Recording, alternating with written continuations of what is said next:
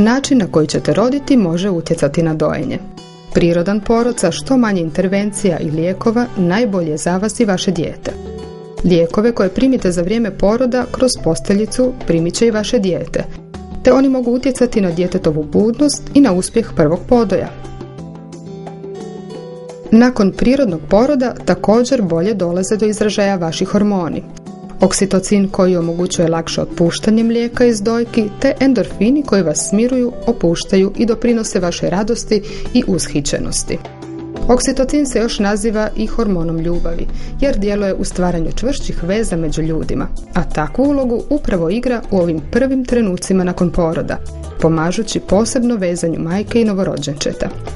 Podražaj koje vam novorođenče šalje kroz kontakt kožom na kožu i dojenje to još više pojačavaju. Ostvaruje se posebna i jaka veza između vas i djeteta. Veza za cijeli život.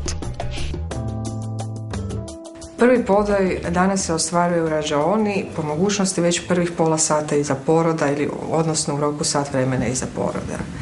Važno je zato što mnoga istraživanja pokazuju da takav postupak neodvajanja majke i djeteta neposredno iza poroda doprinosi uspostavljanju dojenja, odnosno laktacije u rodilištu i dužini, odnosno trajanju samog dojenja kasnije. Dijete je nakon poroda dovoljno samo obrisati, položiti ga na vaš goli trbuh i prsa i pokriti vas zajedno jednim pokrivačem. Ako nema medicinskih indikacija, sve ostale radnje mogu pričekati. Vaše tijelo pomaže zadržati toplinu tijela novorođenčeta. Kontakt kože na kožu umiruje novorođenče, ono jednoličnije diše i rad srca mu je pravilniji. U prvom satu nakon poroda dijete se nalazi u stanju tihe budnosti i čak je sposobno za nevjerojatan pothvat. Stimulirano vašim nježnim dodirom samo može otpuzati dug put preko trbuha sve do dojke. Omirisat će i oblizati bradavicu, te konačno zahvatiti ustima i početi sisati u svojem prvom podoju u životu.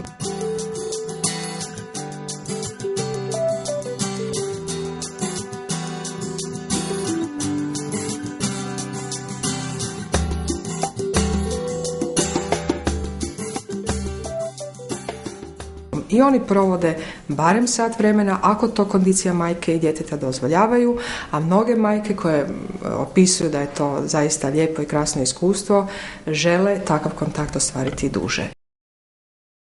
Majke koje su rodile carskim rezom, bilo da se radi o općoj anesteziji ili se radi o spinalnoj anesteziji, dobivaju dijete na prvi kontakt kože kožu, odnosno dojenja, čim im je dobro i čim njihovo stanje to dopušta. Ako je zahvat obavljen uz lokalnu anesteziju, a majka i dijete se dobro osjećaju, to može biti odmah nakon poroda. S obzirom da sam oba puta rodila na carski rez, ne planirano, ali tako je ispalo, nakon prvog carskog sam bila odvojena od sina puna 2 dana, tek 3. dan smo bili zajedno i 3. dan je dojio samo kolostrum, 4. dan je došlo mlijeko. Sa drugim sinom sam zajedno od početka, od kad sam progledala iz opće anestezije, sam prvo njega vidjela i čim sam tražila da mi ga stave iz krevetića koji je bio pored mojeg kreveta, da mi ga stave k meni, dali su mi bebu, pomogli su mi da ga prvi put stavim na prsa, budući da je to malo teže kad ste operirani, pogotovo nakon par sati, ali nije bio problem, mlijeko je došlo puno brže nego prvi puta, upravo zato što je beba bila puno prije na prsima. Od prvog podoja novorođenče iz vaših dojki prima kolostrum, žučkastu, gustu, prozirnu tekućinu koja je savršena hrana za prve djetetove dane. Kolostrum je visoke energetske vrijednosti, stvara zaštitni sloj na sluznici djetetova želuca i crijeva, sadrži imunoglobuline i druga zaštitna antitijela, pa se smatra ne samo prirodnom hranom, već i lijekom. Kolostruma ima u malim količinama, ali sasvim dovoljno za djetetove potrebe prvih dana. Želudac djeteta prvih je dana veličine pikule i nisu mu potrebne velike količine mlijeka da bi se napunio.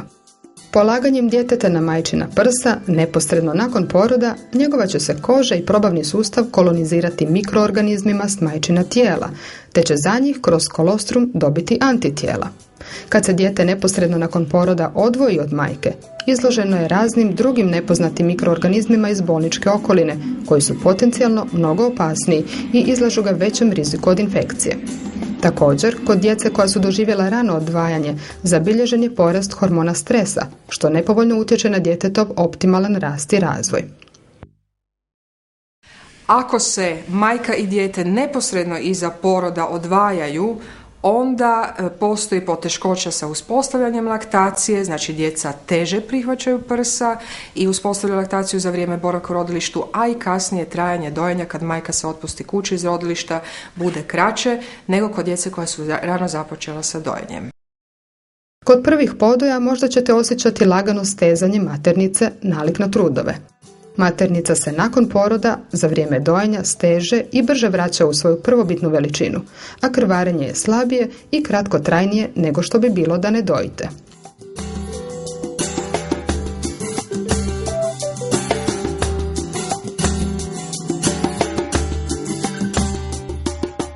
Možete li birati rodilište? Svakako izaberite ono koje ima titulu prijatelja djeteta.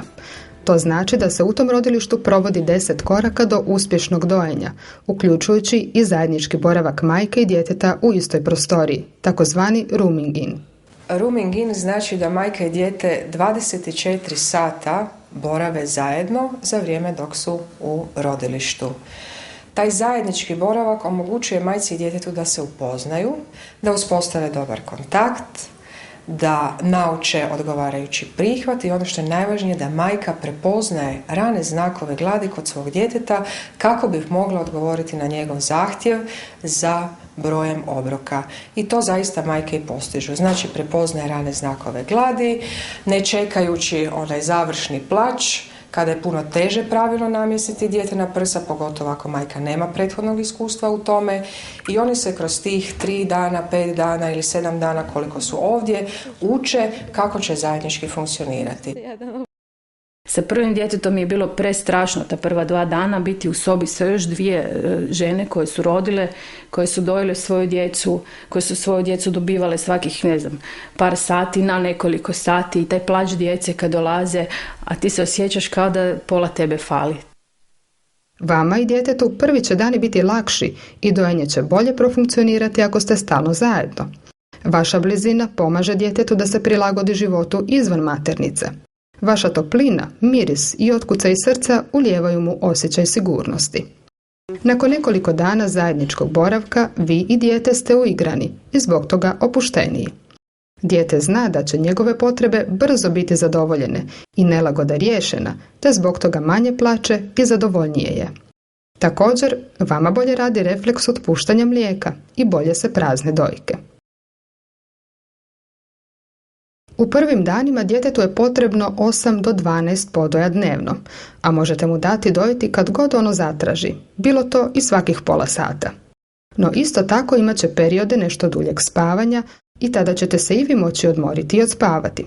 Pokušajte spavati kad i vaše dijete spava. Činit će se da zajednički boravak majke i djeteta u bolnici umara majku. Međutim, majke često nisu svjesne činjenice da se za vrijeme tog zajedničkog boravka sa djetetom moraju znati i odmarati. Odmarati se sada neće moći onako kako su one to naučile, nego će ritam odmaranja biti određen ponašanjem djeteta. Kad se dijete odmara, majka se mora odmarati. Odmor majki koje doje je daleko kvalitetniji od odmora majki koje ne doje, zbog toga što se za vrijeme dojenja stvaraju neki hormoni koji omogućuju kvalitetniji i bolji san i kvalitetniji i bolji odmor. To što mene smiruje, ja komotno mogu, kad sam i nervozna, kad dojim zaspati bez problema, čisto znajući da je on, neizvjesno jednostavno, on je kraj mene, mene to relaksira.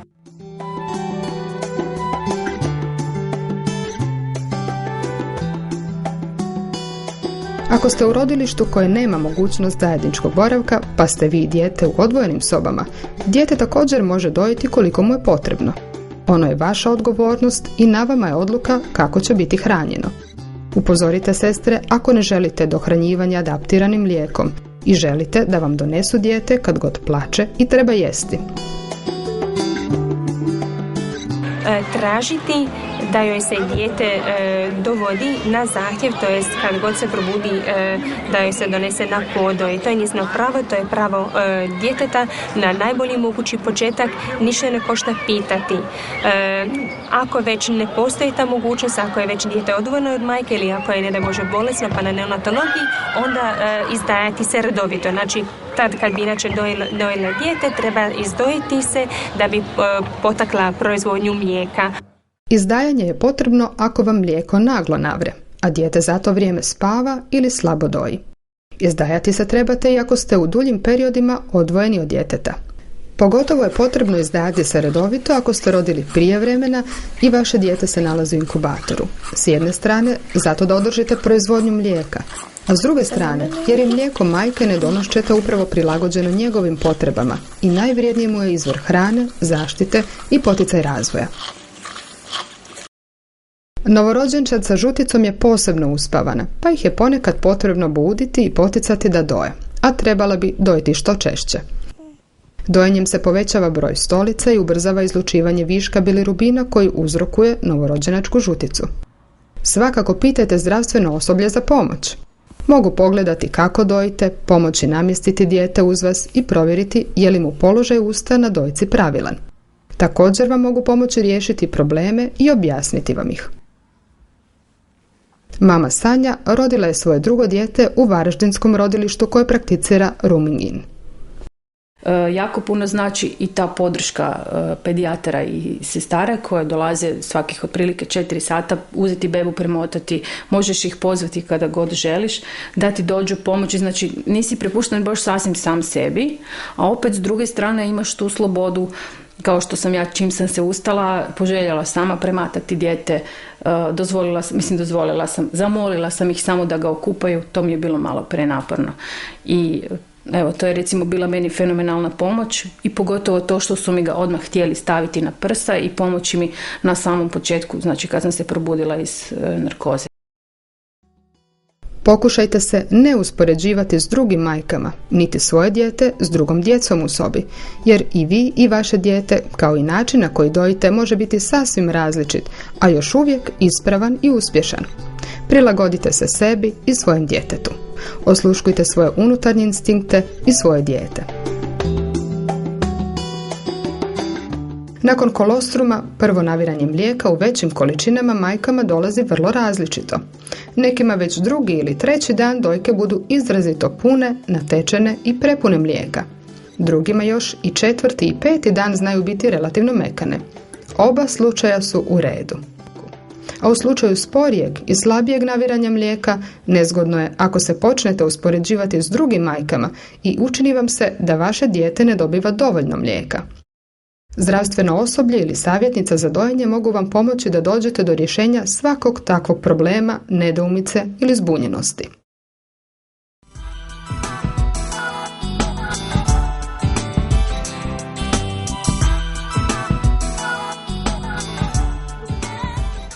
Tek kad primite svoje dijete, može početi učenje dojenja.